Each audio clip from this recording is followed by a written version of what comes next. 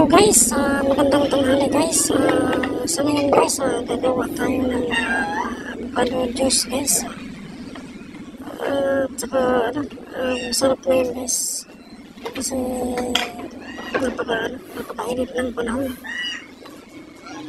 Tanghali talaga. Kaya ngayon, gagawa tayo dito guys. At saka guys,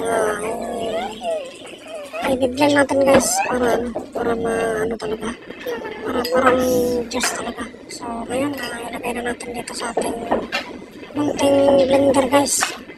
So ayan, lagyan natin ng yellow para masarap. Yun. Para saktong-saktong sa paningin. So ayan na guys, malapit ng so patatayin natin yung yellow guys, patunawin natin guys para so ayan na guys, simulan na. Tara na guys, tara natin yan yung sinasabi ko guys. Malapit na guys.